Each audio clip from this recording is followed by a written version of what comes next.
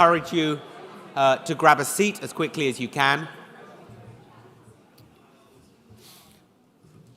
For the first of our keynote sessions, it's my enormous pleasure to introduce two of the most experienced diplomats in the non-proliferation and disarmament business. Our moderator for the next session is Ambassador Laura Kennedy. Laura has almost 40 years of experience as a Foreign Service officer. She's now retired, but during her long career, she served in many positions related to non-proliferation, arms control, and disarmament, including as the ambassador of the United States to the Conference on Disarmament and a member of 2 U.S. delegations to the Non-Proliferation Treaty Review Conference. She's also just been appointed to Secretary Blinken's International Security Advisor Board. She will be in discussions with Ambassador Gustavo Zlauvinen. He is currently president of the Argentine Foreign Service Association after a long and distinguished career as a diplomat from Argentina, including as the country's deputy foreign minister. Over the course of that career, he served in many roles related to non-proliferation, disarmament, and nuclear energy, including as the representative of the Director General of the IAEA to the United Nations and on the IAEA Board of Governors. Of course, the reason why he's here today and what most of you will know him for is his role in one of the most important, and let's be honest, one of the most thankless tasks in non-proliferation and disarmament diplomacy, that of President of the 10th Review Conference of the Non-Proliferation Treaty. To reflect on that experience today, it's my enormous pleasure to welcome Ambassador Zlauvinen in conversation with Ambassador Kennedy.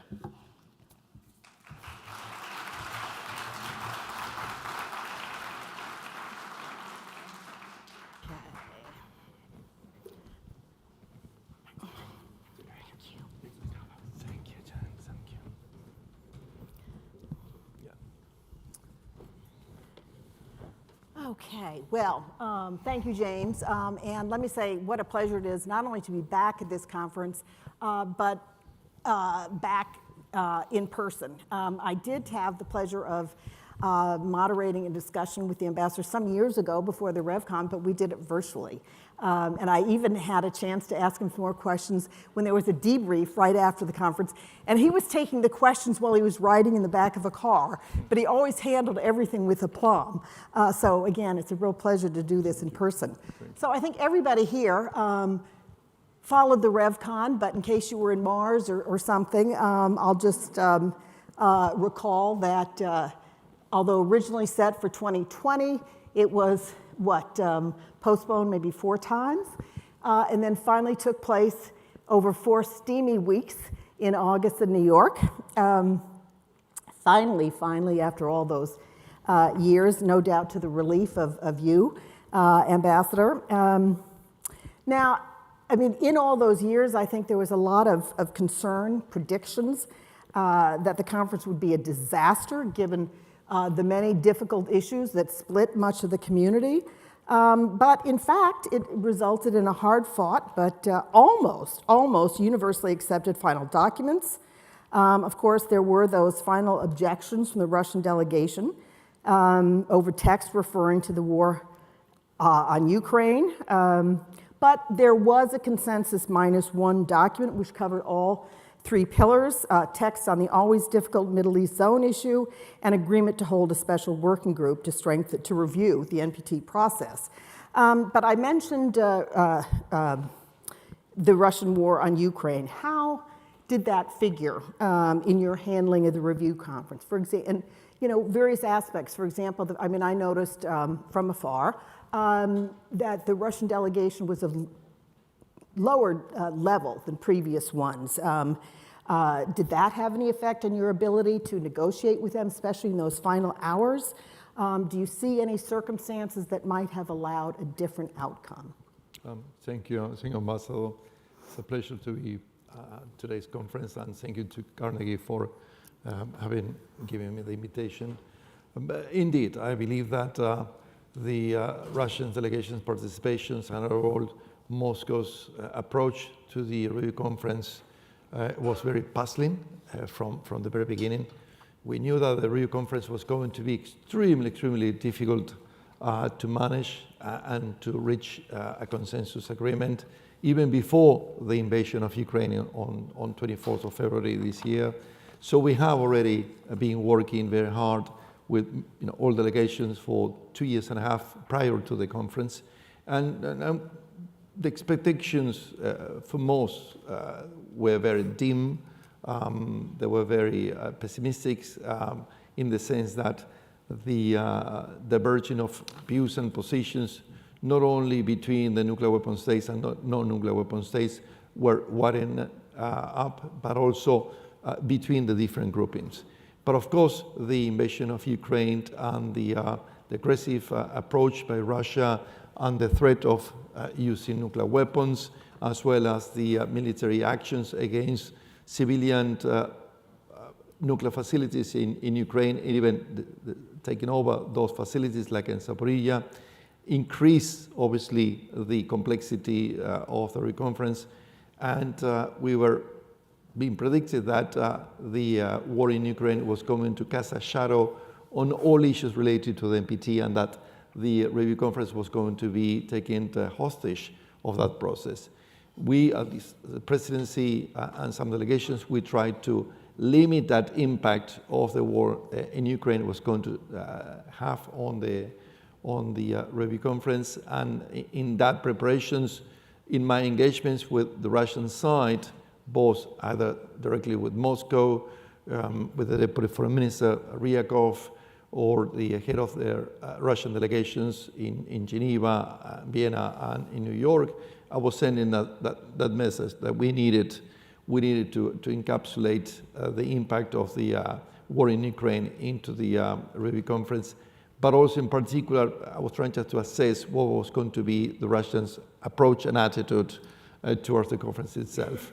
And I always was given the assurances that the Russian delegation, whichever was going to be proactive, that obviously they were going to take the issue of Ukraine and any strong statement by Western delegations or Ukrainian delegations going to be met by the Russian delegation. That they promised that beyond that, they wanted to be like business as usual as it could be under the current circumstances. Then it came like a week before the conference, the issue of the visas for the Russian delegations to enter the US. And there were some questions whether that delegation that originally was having Ryakov, the Deputy Foreign Minister, as the head of delegations, and the Director for Disarmament Nuclear Affairs, Yermakov, as the Deputy Head of Delegations, in the list, but they never submitted the applications for the visas of the number 1 and number 2 of the delegations. In my discussions with the US side, as the host country, it was clear that they were going to be issuing the visas, provided that the Russians were to apply for all visas, which they didn't. At the end of the day, they applied for visas for the rest of the delegations, but not for the 2 top diplomats in that. So it was really puzzling why they were doing that, and at the end of the day, they didn't send Ryakov nor Yermakov, and the Russian delegations was headed by the Deputy Permanent Representative of the Russian mission in Geneva, as well as by the Deputy Director General for nuclear disarmament and nuclear affairs at the Russian Foreign Ministry.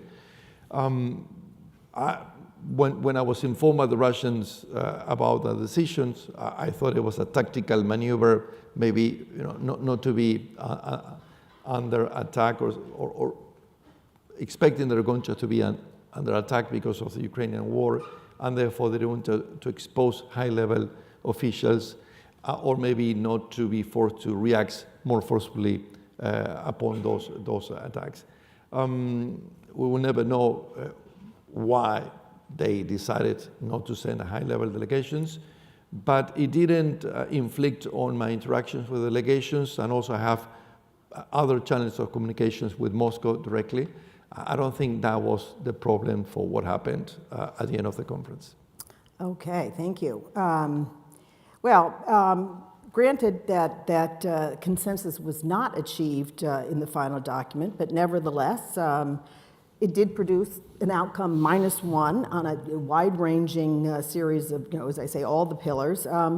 In your opinion, do you think that this outcome nevertheless gives the parties the latitude to build on what was achieved in that draft document, rather than, say, simply declaring defeat and walking away? And what's also your sense from other parties about, can we build on this consensus -1 outcome? Sure. From the very beginning of my presidency, we stated that we didn't see that the measurement of a success or not of a review conference should be done only by whether the review conference managed to agree by consensus on an outcome document. There are many ways to measure that success or lack of success, and it was not the only element.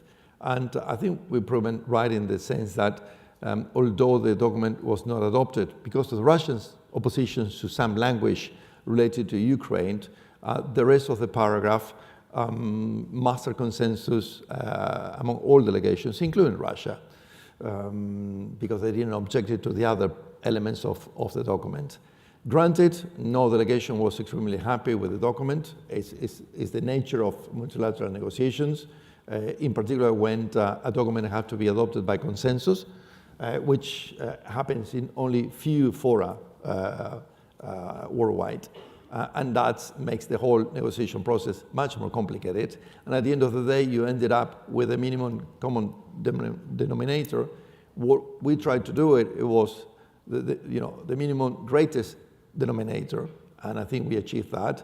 So I would say yes. I would say that even though the final document was not adopted by consensus because of Russia's oppositions, I believe that there is much that can be built upon, taking some very important elements of the document. And I believe that as the reflection and reaction of the majority of the delegations afterwards, I was approached by several of them saying that the document was good and they could serve as a good basis for further work. And also what I've been reading from think tanks and civil societies about the documents, it could be criticized on many fronts, but overall we proved that the system still works. We proved that for 4 weeks all state parties were engaged in actual discussions, conversations and negotiations on all issues, on the full range of issues under the purview of the NPT, not only on the NPT's actual obligations, but also regarding commitments adopted at previous review conferences, that it was an issue of contest before the conference. And I think we managed to resolve, not to resolve, but to handle many very intricate and complex issues like the naval nuclear propulsion, the Middle East, and you name it. There are many important issues that have been confronted at previous review conferences, but also new ones. And I think just state parties managed to go through that discussion and negotiation process, which at the end of the day is the essence of a review conference. The review conference is about state parties meeting to discuss the implementation of the obligations, even in disagreement, but also just to look forward on what better have to be done for the implementation of the obligations. And I think we have done that. Great. Well, if I might just interject myself, I must say I was very pleased to see that it included the Russian Federation, the United States commit to the full implementation of the New START Treaty and to pursue negotiations in good faith on a successor framework to New START before its expiration 2026. But any other elements that you might highlight in the disarmament pillar, safeguards, peaceful uses that the parties can build on? Yeah, I believe that a couple of other important issues that should be taken into account from that document, from the negotiations themselves. One, it will be about the transparency process on the reporting by the nuclear weapon states under the NPT, and something have been decided in previous review conferences, and it's something that a great majority of state parties want to strengthen that. And if you look into the document that was not adopted, but it's the president's final document, it says that the state parties agree that in strengthening the reporting process, we should be more on transparency, including on nuclear arsenals. And that is the first time that China agreed on that that word, nuclear arsenals. They were totally opposing to that in previous review conferences and in these ones, and they were forced to accept this one. The second important issue was about nuclear risk reduction. I believe that is very important under the current circumstances when we are facing the threat of a potential use of nuclear weapons and the tension between great powers, and therefore working towards reducing the risk of a nuclear weapon being detonated or being used is increasing in importance. And the documents hinted at that, hinted at starting a process, a dialogue between non-nuclear weapon states and nuclear weapon states about what constitutes the definition of nuclear risk reductions, what should be the actions, agreed actions that will include in that the definitions, and then which one could be the first actions that nuclear weapon states and the NPT could start taking towards a nuclear risk reduction. And I believe that in themselves, there are important elements that state parties, and I understand that minister parties are already working on how to follow up on those issues. That's very interesting. I mean, I remember after 2010, when I was still in Geneva, the P5 was working among themselves to work on this reporting issue, and I must say it was sort of like pulling teeth. So it's great to have that fuller impulse. But sticking on disarmament. I think when I talked about before about people who are predicting disaster in previous years, in particular, I think people were concerned that disagreements between those who support the TPNW and those who don't could undermine or even wreck the chances for an agreed outcome. But in fact, language was found. As you say, not everybody was happy, maybe nobody was, but that's the nature of diplomacy. So, I mean, I think you've identified some of the elements that accounted for this success, but elaborate on that if you want. And also, I'd be interested in what lessons or encouragement you might have the broad NPT community to take forward on how to deal with these differing approaches, but still focus on how you implement Article 6. So I believe that the frustration by the great majority of state parties to the NPT, the non-nuclear weapon states, is still over there. I believe that they're not happy with the result in the sense that although throughout the conference there were many voices demanding the nuclear weapon states to do much better regarding pursuant the implementation of Article 6, have not been done. But I believe that nuclear weapon states took note about that growing discontent and frustration, and that eventually could challenge the very regime of the NPT. And of course, it was reflected to a certain extent in the outcome documents.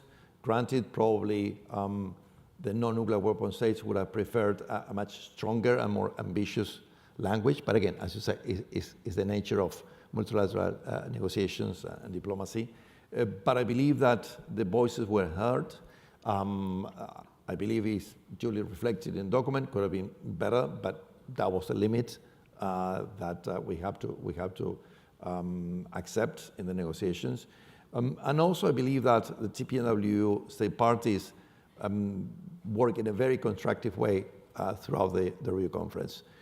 Several months before that, there was a very high concern in the sense that it will be the new clash, that the new issue that is going to break the Rio conference was going to be about the demands by the TPNW state parties that a language in the final outcome document should be not only to take into account and accept the reality that the new treaty enter into force, but also about the complementarity or working together between the two treaties, between the new treaty and the NPT, and of course the reactions by those who oppose the TPNW, in particular the nuclear weapon states and some allies, and everybody, including myself, we thought that it was going to be the new clash. And at the end of the day, it was not. I believe it was not because, as I said, the TPNW delegations were very constructive. They presented a case, but they were ready to reach consensus on a language that could reflect to a minimum extent that new reality.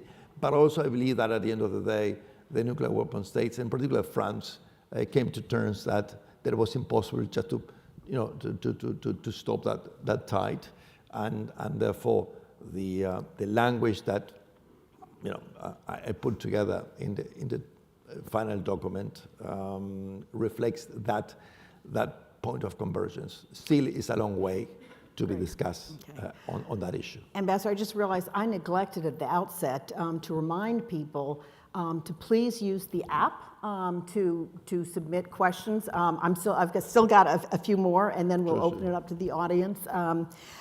Okay, so back to again. Largely disarmament. Obviously, there's lots of issues in there, but.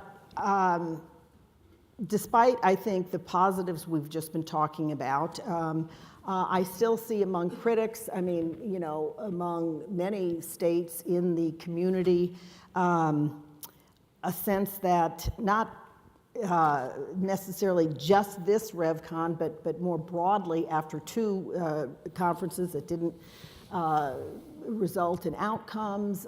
You've talked about transparency and accountability and so on.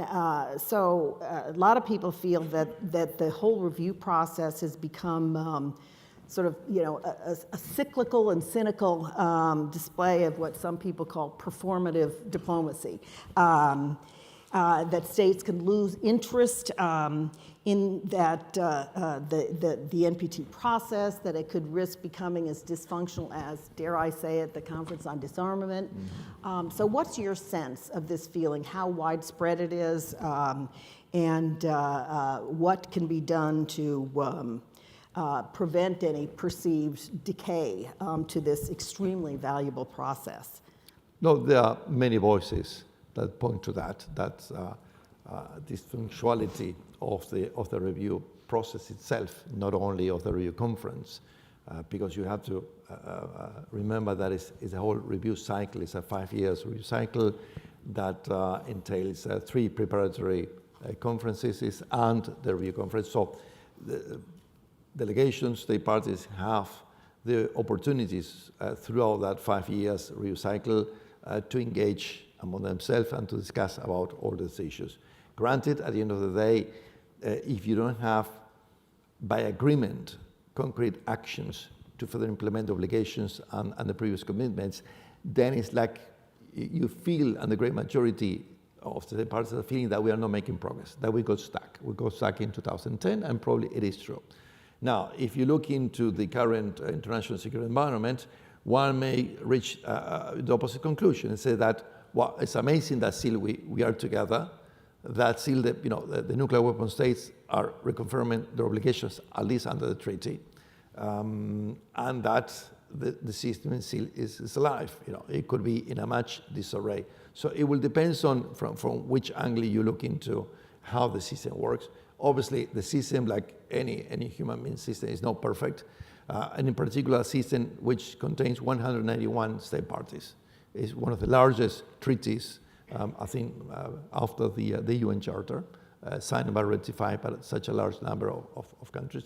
And again, in which you have different national interests. You have, again, the nuclear weapon states, the non-nuclear weapon states. But if you look into those two categories, you have different positions. It's not that they're homogeneous positions, including, and in particular now, among the nuclear weapon states, what they call the P5 process in the NPT, that traditionally was a very unified. They had their own different national positions, but at the end of the day, come the NPT review conference, and they acted like a bloc, or they have their own positions, but they were very aligned to each other, and they have a coordination process. Well, this is the first time, because of the Russian invasions of Ukraine, that P5 coordination process under the NPT didn't work. It was a P3, but then it was a P1 and P1 separately, Russia on one side and China on the other side. So also that made the whole negotiation a bit more complicated, because you didn't have one unified position by the nuclear weapon state that you can negotiate. But also, if you look into the non-nuclear weapon states, also it's not a unified front, because you have different groupings. You have those that are also party to the TPNW, but also you have many non-nuclear weapon states that are not party to the TPNW because of different reasons, many of them because they are part of a military alliance, you name it. But also there are different approaches on how to pursue nuclear disarmament and many other differences of position. That makes now the negotiation process even more complex, and that's why I believe that it's very important what we have achieved. One thing we have achieved in the review conference is that there is a decision adopted by consensus that established for the first time a working group on exactly that, on strengthening the review process. It's something that several delegations that have been pushing for that, for the establishment of such a working group, and it was always objected, in particular by the nuclear weapon states. Well, you know what? Now, this time, everybody agreed. Now it's up to state parties how best use that working group. It may be not for, very ambitious, but I think just it's a new tool that is over there, and it's up to state parties to use it. Do you have any thoughts about what would be the year hence, or I guess next spring, whenever it's going to be, about what might be usefully tackled, or what some of the key issues are that you think states will want to pursue there? These are my own views. I know that some state parties are already thinking about that. They're discussing about, what will be the format of that working group, what will be the issues to be dealt with. But, always I thought that it could be used as a backdoor to start discussing more substantive issues. For example, on reporting, strengthening reporting, transparency, what I mentioned before, including nuclear arsenals. It could be about what would look like if we start a process regarding nuclear risk reduction. I think just there are many important issues that it could be added into that working group. Okay. Well, we alluded earlier to the huge issue of Russia and its war on Ukraine and the effects on the review, its effects around the world. But more broadly, I think about the sharper geopolitical competition aside from Russia, China, which I think showed much sharper elbows at this review conference on issues like AUKUS and so on. Now, when you look at this geopolitical competition, maybe even too soft a word for it, I don't think it's going to abate in the near term, and certainly the next review cycle starts right away. So any thoughts on how the state's parties, your successor, can manage this situation going forward? I think there are many ways to tackle that. But at the end of the day, it will depend on the political will by state parties to agree on that. I believe that what we need more so now is that call by the great majority of state parties about, pushing nuclear weapon states to do much better what they're doing, even under current circumstances, on nuclear disarmament. I mean, nuclear disarmament is not going to happen next year or in the future, but we have to have that hope alive, in the sense that it's an obligation, it's Article 6, it's over there, there's a commitment by nuclear weapon states to do so, and always they come, with excuse what is not the right environment, it's not the right conditions. It may be so, but you have to give something, some hope and some expectations how to move forward that very complex and difficult process to the non-nuclear weapon states. At the end of the day, the NPT is a grand bargain. It's a grand bargain by which the great majority of state parties decided not to pursue nuclear weapons in exchange of that obligation by the nuclear weapon state that one day they're going to relinquish the nuclear weapons. Well, it's a valid concept. If you delink that, there will be many state parties that may start thinking, then what is the value for my country that hasn't or developed nuclear weapons for different reasons to be, party to a treaty that is not giving us, any benefits. Granted, the third pillar, which is peaceful, or the access to peaceful applications, has been used and it's benefiting many state parties, but it's not enough. It's an addition to. It's an addition to just to the concept that one day the nuclear weapon states are going to be serious and engage in negotiations towards nuclear disarmament. And this is what we're missing now. That is a conundrum, and it have to be discussed even, as I say, even under current circumstances. Because when you look into what's going on in Ukraine and the threats by Russia, obviously it's very threatening. It's very challenging. But in the minds and the perspective of many non-nuclear weapon states that happen to be not in Europe and not directly affected by the war in Ukraine, aside of the energy crisis and the food prices, crisis, aside of that, they say, yeah, but see, the obligations over there. I don't mind what's going on in Ukraine as awful as it is, but still the obligations is upon all nuclear weapon states, not only Russia, but also the US and China. And that is the frustration that is growing. I seem to be that always there is an excuse.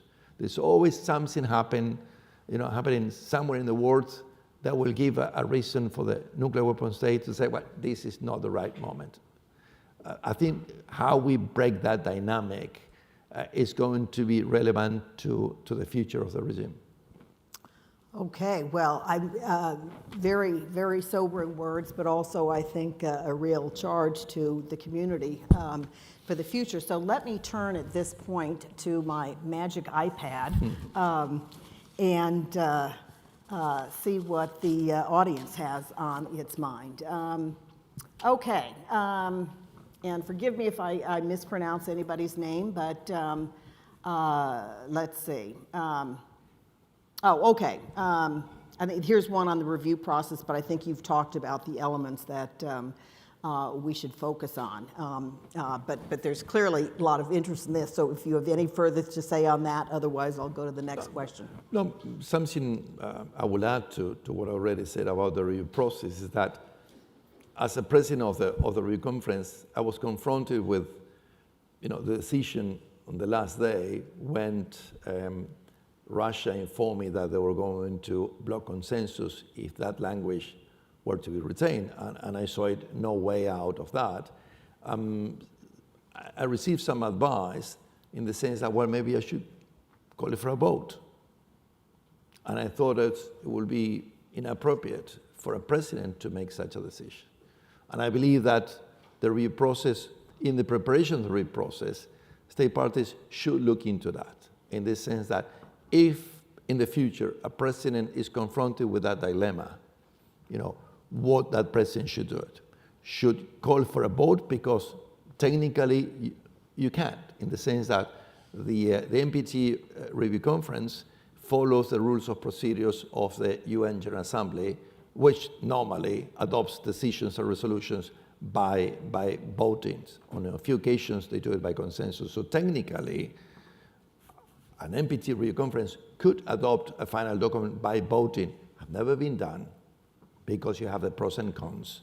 But I'm saying that that decision should not be left only for the president. And my decision was, I'm not going to take the decisions, and therefore will continue with the past practice.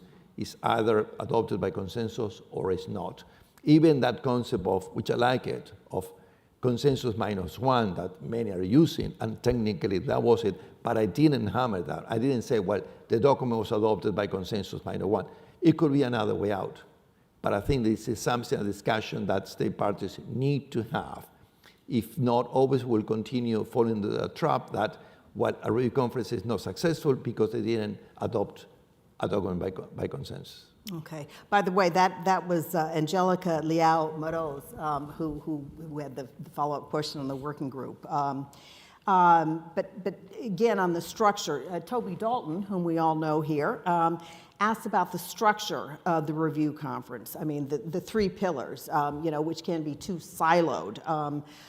In your experience, both of this RevCon and, of course, in your previous experience, do you think the structure should be adjusted so there's more continuity, or connectivity between the three pillars? I do believe so, but in particular because there are some duplications and replications on issues dealt by minimum two of the pillars.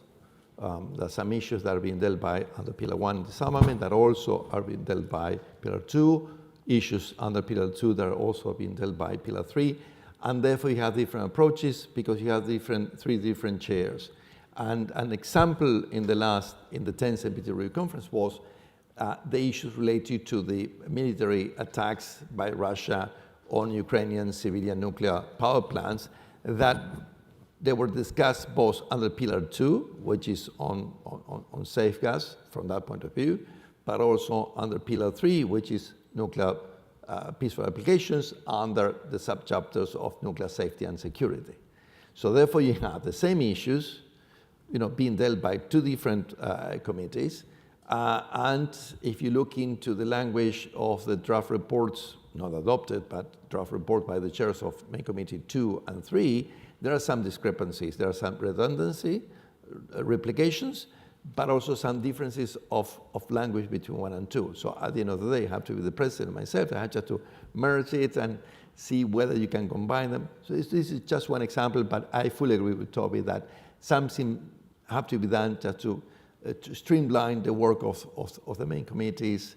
And also, I believe that the connection at the end of the day is being done by the president. In my case, every morning we have had a bureau meetings with the chairs of all the main committees, in which each one describes briefly the work and the actions, and that it helps in coordinations in that sense. But at the end of the day, each chair is his or her own man or woman. Yeah.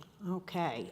Jess Rogers asks, following up on the possible progress in nuclear risk reduction, what kind of measures and improvements do you urge the state parties to most urgently work on? This is a tough question. There are many issues over there. Some people believe that it should be de-alerting, but I was told by a couple of delegations that they happen to have nuclear weapons. That is not a good idea for different practical measures, but also about just channel of communications and many others.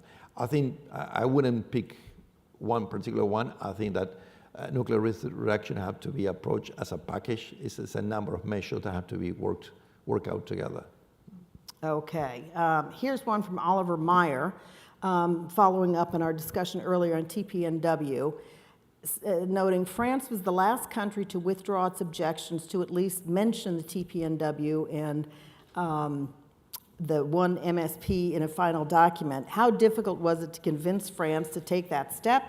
Does language pave the way for more constructive engagement between the TPNW and NPT intersessional processes, and how can this be achieved?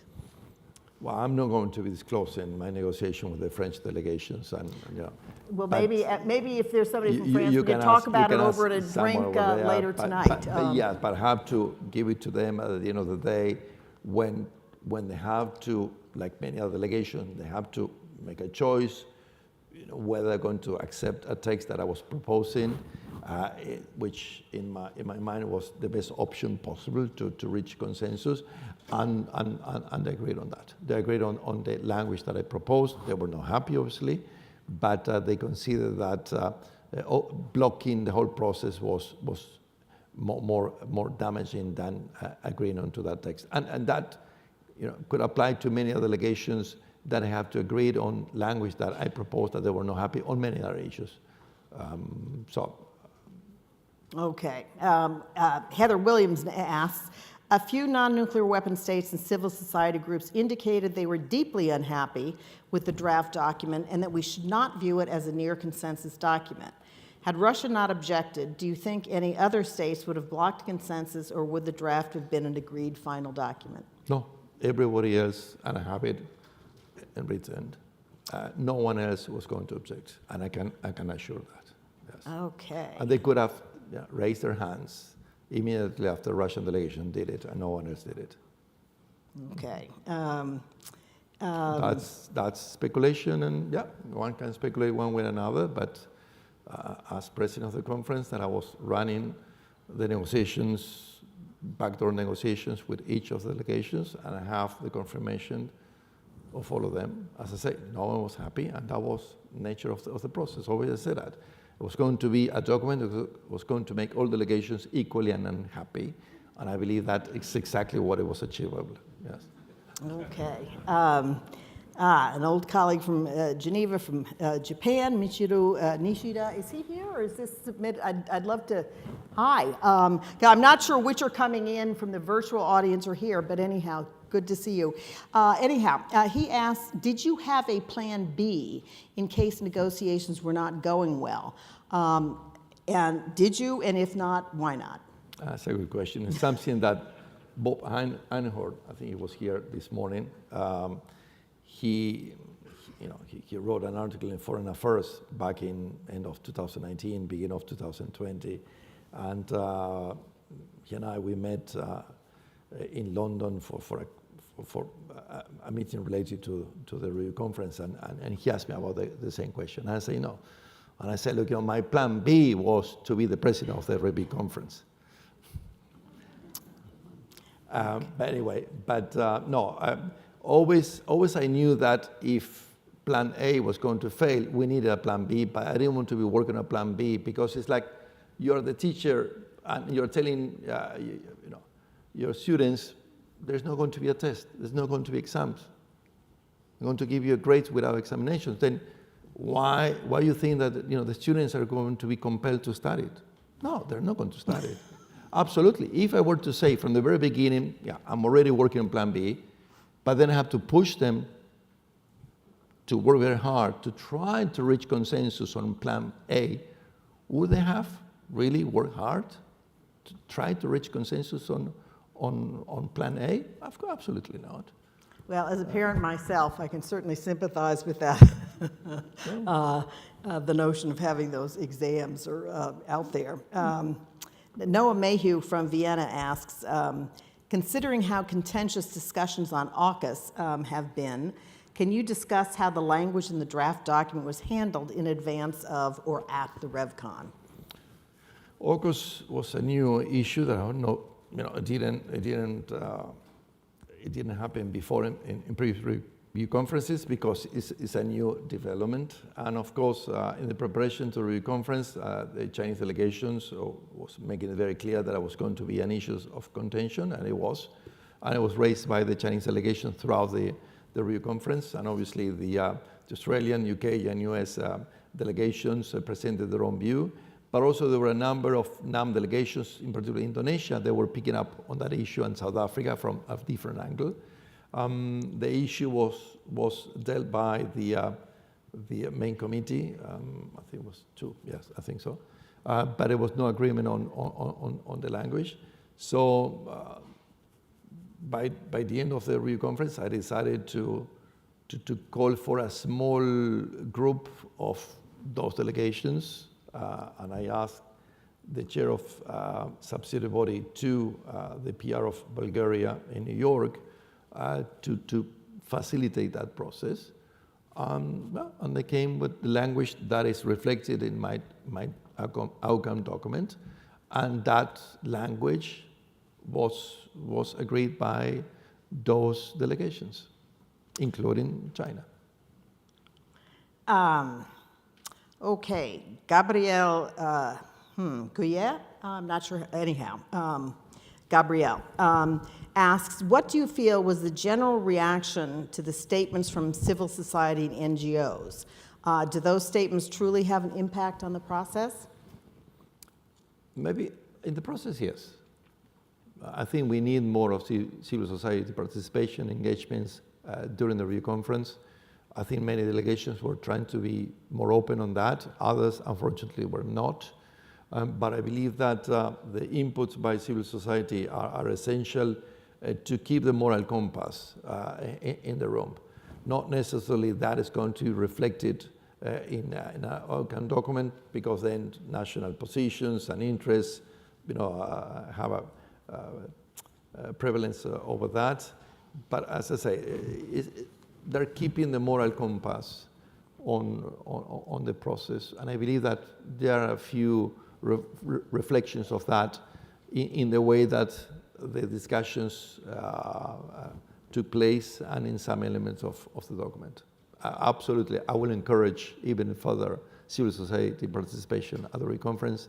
And as I said, unfortunately, some delegations blocked their presence at the end, just at the end of the last week, and the plenaries we held for discussions of my draft document, and the rules of procedures, there was nothing I could do to challenge that. Oh dear. Okay. Was that a large number? And were they on the record on this? No, because you need consensus. So Okay. I ran informal consultations, and I was told by some delegations that if I were to present that for a formal decision, we're going to block it. So. Okay. Jamie Kwong asks, what do you think will be the primary issues that will impact the next RevCon? I think there will continue to be the usual suspects. As I said, lack of progress on nuclear disarmament. I would say that the Middle East still will continue to be an issue. Maybe it's losing, not the relevance, but it's losing the rhetoric among the interested parties. But I believe that everything will depend on what happened in Ukraine. And obviously, God forbid, if nuclear weapons are going to be used, it's going to change dramatically exactly what are going to be the main issues for the next review conference. Yeah, yeah. If I might, I'd actually had a question on the Middle East I was going to ask earlier. But given that it was settled relatively, in a non-contentious fashion, I mean, I'm sure there was certainly people who were not, parties that were not happy, but how do you account, but given back to 2015, my last RevCon, when of course it was the issue that broke consensus there, what do you think accounted for this, the success, let's say, this time around? Good advanced diplomacy between the key parties, the fact of the UN process going along, giving, so there's actual parallel treatment going on to this, all of the above, none, and again, can we expect that this will hold, or this will become again a source of great dissension? I believe it was the result of a combination of all those two elements. The fact that the UN conference on the establishment of a zone free of nuclear weapons and other weapons of mass destruction in the Middle East, it helped for those parties of the region to show that there is some progress, even in a separate track, as some will define the UN process. But there is a connection, obviously, between the two, and therefore they felt that they were less under pressure by their own constituencies back home, in the sense that the 1995 resolutions on the establishment of such a zone under the NPT finally could show that there is something somewhere moving along. Obviously, some state parties from that region didn't see that in that way, while recognizing the UN conference, they didn't agree that it was a tract overlinking with the decision, the 1995 decisions, and the views were that therefore there is no progress at all in the implementation of 1995 resolution decision. So it was the tension was over there, but it was not so much between the Arabs and the US in particular, but it was among the Arabs and another state parties from the region, yes, in particular. But I believe that it was handled in the way that you said that. There was previous diplomatic negotiations, in particular between two important actors. And at the end of the day, that those two actors, that they were same ones that prevented the agreement in 2015, didn't want to face the same problem. Yeah. I think they didn't want to be in a position that they have to block consensus. They didn't want to be blamed again in 2022 for blocking yet another outcome document. Yeah. And therefore, they burned their fingers, and they were a bit more cautious and more open to a language of compromise. Is exactly where we got it. Okay. Yeah. Ambassador, you referred to mandating smaller group discussions to tackle some of these issues. I mean, I've read of certain ones that took this on. I myself remember, for example, in 2010, the Egyptian ambassador, Maged Abdelaziz, performed this function really quite remarkably, although being at the Egyptian mission at 1 a.m. in the morning every night wasn't necessarily how you want to spend your time, but it was a very valuable thing. But so could you comment on the sort of the role of using these smaller groups so you don't have, a plenary of 191 states? And what were the pros and cons, in other words? I mean, did you have a lot of criticism from states that might not have been in those smaller groups? Were there ways to sort of improve it by having somebody brief them and consult with folks who weren't in the room? Anyhow, how has this aspect of diplomacy worked? I have that dilemma when preparing myself for the review conference, and I look into what my predecessors have done it in previous review conferences, my own experience as representative of Argentina in a number of international conferences, not only on disarmament, but many other issues. And based on my own personal experience, I was very much opposed to small groups. Because if you're not in, then you're forced to agree to a language that you are not participant in the negotiations, the drafting, and it happened to me on several occasions. I was not happy with that. But also I understood that sometimes you cannot master consensus in the negotiation of very complex issues in a plenary with 161 delegations. So the question was how to balance both things. So I was very reluctant to call for those friends of the chair groups.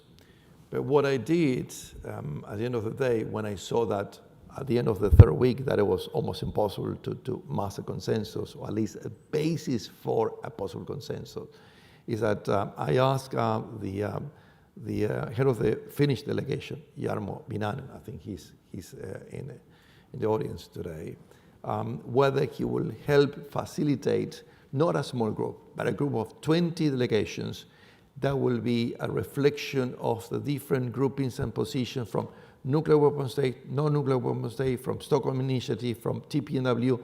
So we drafted together very carefully. It was like a mini plenary. So delegations that they have their own constituencies in their own groupings or regional groups.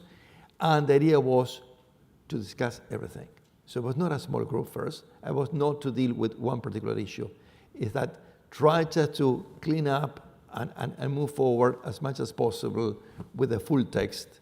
And then I was going to use whatever, and I benefited from much. So my thanks to Jarmo and his team, but all the other delegations that participated, I think they worked for 12 hours straight on Saturday, on Sunday, and they continue. And also, I was very open with that, so I didn't hide. So other delegations came to me and said, why we're not involved? And I explained. I say, I can't get everyone. If not, we'll go back to the plenary. But what I did in parallel, I continued the plenary and I dealt with exactly the same draft, the same issues. So at the end of the day, my text was a combination of both things, of what had been discussed and negotiated at the plenary, transparency, and then I fed in some new elements or some progress that was done in the smaller group. It was only the AUKUS issue that I called for a separate small group. No other small group was over there. There were some negotiations on additional protocol, but it was a decision by the state parties, some state parties themselves. Okay. I see that James Acton and some others asked the same question I was going to finish up with, and that is, what advice would you give your successor, the president of the 11th Review Conference? First, I will give an advice to the state parties to choose and elect the next president-designate as soon as possible. I benefited tremendously because of the pandemic, postponed the conference, so I had 2.5 years, maybe too long. But I believe that the longer a president-designate has to engage with delegations, to conduct informal consultations, the better the president-designate will be prepared, but also the better delegations will know that person. He will know the delegations person. At the end of the day, you need that, as an ambassador. The person interactions at the end of the day are key. But also, I would suggest that president-designate to use the new technologies and what we benefited from the pandemic. I was forced to conduct a number of informal consultations virtually that before have never been done. And what we did it with Johan Tudor from UNFDA, my Secretary General of the Review Conference. That was tremendous work. That we decided to conduct informal consultations, not by groupings, not only by WEOC, and then by NAM, and then by Eastern European groups or Group of One China. There was a traditional approach. We decided, hey, if we have to do it virtually, let's do it together. And at the very beginning, delegations, no. How are we going to be meeting, WEOC and NAM? We have different views. That's the whole idea. And at the end of the day, delegations were extremely, just pleased because it was extremely helpful. If not, the president had to meet with, for example, the NAM, listen to NAM. Then the following day, you meet with WEOC, and the WEOC will say, what did the NAM say? And basically, you're passing messages. You're passing what NAM is opposing this or that, or to the NAM, what WEOC is going to push for this or that. What better if they listen to themselves? And this is what we achieved. In 2.5 years, I think delegations listened to themselves, and they knew exactly what to expect aside of Ukraine. But they knew exactly what to expect. And that's why I believe that the president-designate was better prepared, but delegations were better prepared. Okay, well, let's hope that we don't have another COVID to give the next president that thing. But as we bring this to a close, one, I want to apologize, for the questions I was not able to get to because of time. To thank you for doing this today, for the length of your distinguished career, of course, which you're still very much engaged in, and the years you spent preparing for and managing this this conference. And before I ask for a big round of applause to thank you, I also, when you mentioned Johan Tudor, his great work, all the folks in here who were delegates, the civil society, all the side events, it really is an extraordinary way to bring together the community. So let me just thank you for your extraordinary work that you put into this. And this may not be usual, but I at least want to give you a big round of applause and thanks for your work.